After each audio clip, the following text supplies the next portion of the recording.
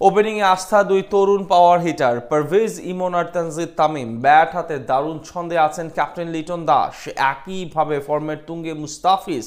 তাদের নিয়ে এখন সাজানো হচ্ছে পরিকল্পনা। এশিয়া কাপে হতে পারে বড় বাজিমাত।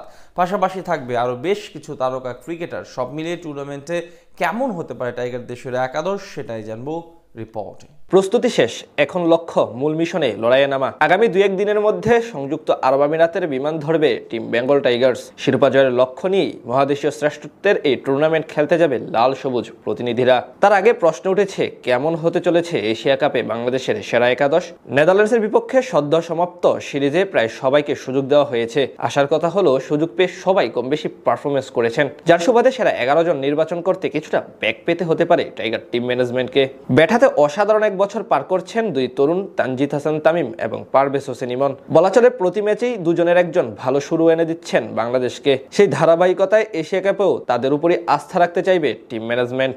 এমনকি টুর্নামেন্টের দলগতভাবে ভালো কিছু অর্জন করতে চাইলে তাদেরকে রাখতে হবে বড় অবদান। 3 নম্বরের জন্য থাকবেন অধিনায়ক লিটন কুমার দাস। সবশেষ 3 সিরিজের মধ্যে দুটিতেই সেরা খেলোয়াড় হিসেবে নির্বাচিত হয়েছেন তিনি। তাছাড়া সম্প্রতি ব্যাট হাতেও আছেন নিজের চেনা ছন্দে। তাই অধিনায়কত্বের পাশাপাশি লিটনকে ব্যাটার হিসেবেও বড় ভূমিকা রাখতে হবে। মিডল অর্ডার নিয়ে এখন অনেকটাই মধুর সমস্যায় বাংলাদেশ। সেখানে আপাতত প্রথম ম্যাচে টিকে যেতে পারেন প্রত্যাবর্তন করা সাইফ হাসান। ডাচদের বিপক্ষে 3 ম্যাচে মোটামুটি উজ্জ্বল ছিলেন এই ডানহাতি অলরাউন্ডার। মূলত পার্ট টাইম স্পিনার হিসেবে কাজে লাগানোর জন্য সাইফের উপর আস্থা রাখতে পারে টিম ম্যানেজমেন্ট। তবে একাদশ থেকে বাদ পড়তে পারেন তাওহিদ হৃদয়। ব্যাট হাতে দীর্ঘদিন ধরেই স্ট্রাগল করছেন তিনি, তাই তার পরিবর্তে জায়গা পেতে পারেন আরেক বাহাতি ব্যাটার শামীম হোসেন পাটোয়ারি। যদিও সবশেষ সিরিজে 2 ম্যাচে ডাগ আউটে ছিলেন তিনি। তাদের সঙ্গে ফিনিশার হিসেবে দেখা যাবে জাকেল আলী অনিককে। বর্তমানে টি-20 দলের সবচেয়ে ধারাবাহিক সদস্য এই ব্যাটার। শেষ দিকে ব্যাট হাতে একাই গড়ে দিতে পারেন বড় ব্যবধান। তাই জাকের হতে পারেন টুর্নামেন্টে টাইগারদের ট্রাম্প কার্ড।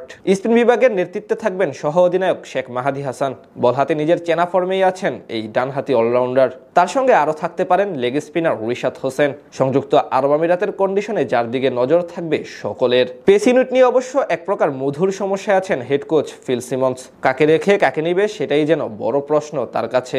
সেখান থেকে সবচেয়ে বেশি এগিয়ে চলতি বছর এখনো কোনো ইন্টারন্যাশনাল টি-20 ম্যাচ না হারা মুস্তাফিজুর রহমান, যাকে নিয়ে বড় স্বপ্ন দেখছে টাইগার ক্রিকেট প্রেমীরা। তার অ্যাসিস্ট্যান্ট হিসেবে থাকতে পারেন তাসকিন আহমেদ এবং তানজিম হাসান সাকিব। এই দুজনও আছেন দুর্দান্ত ফর্মে। সব মিলিয়ে বলা চলে এশিয়া কাপে বেশ ভারসাম্যপূর্ণ একাদশ নিয়ে মাঠে নামবে লাল সবুজ প্রতিনিধিরা, যেটা টুর্নামেন্ট জয়েরও সামর্থ্য রাখে। প্রস্তুতি শেষ, এখন লক্ষ্য মূল মিশনে লড়াইয়ে নামা। আগামী 2-1 দিনের মধ্যে সংযুক্ত আরব আমিরাতের বিমান ধরবে টিম বেঙ্গল টাইগার্স। শিরোপা জয়ের লক্ষ্য নিয়েই মহাদেশীয় শ্রেষ্ঠত্বের এই টুর্নামেন্ট খেলতে যাবে লাল সবুজ প্রতিনিধিরা।